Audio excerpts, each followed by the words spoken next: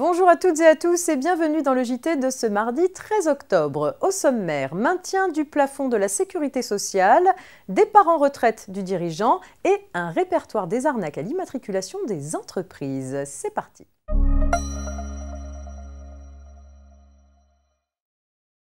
Selon un rapport de la Commission des comptes de la Sécurité sociale, le plafond de la Sécurité sociale 2021 ne serait pas revalorisé par rapport à 2020. Il serait donc maintenu à 41 136 € par an et 3 428 € par mois.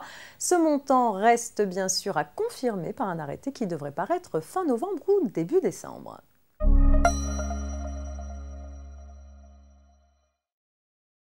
On poursuit avec une question relative au départ en retraite du dirigeant. Vous le savez, un dirigeant de PME partant en retraite qui cède les titres de son entreprise bénéficie d'un abattement forfaitaire de 500 000 € sur le montant de la plus-value réalisée. Il faut pour cela que plusieurs conditions soient satisfaites. Le dirigeant doit notamment avoir exercé dans la société des fonctions de direction de manière continue pendant les 5 années précédant la cession.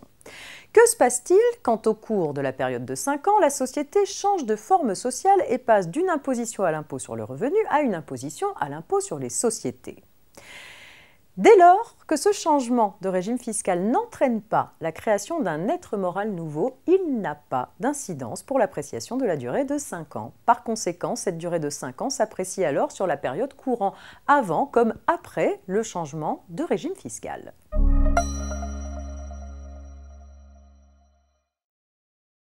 On termine ce JT avec une mise en garde. Plusieurs administrations ont relevé ces derniers temps une forte recrudescence des arnaques visant les entreprises et notamment des arnaques à l'immatriculation. Tirant profit d'une piètre connaissance du grand public des formalités officielles auprès du registre du commerce et des sociétés, le RCS, des sociétés privées utilisent à dessein des dénominations sources de confusion avec celles des registres officiels.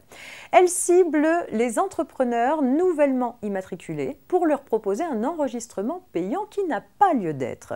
C'est ainsi qu'il y a quelques mois, des entrepreneurs ont été victimes d'une arnaque réalisée au moyen d'un courrier aux apparences de courrier officiel envoyé par la Chambre nationale du registre du commerce et des sociétés, entité privée sans aucun lien avec le RCS.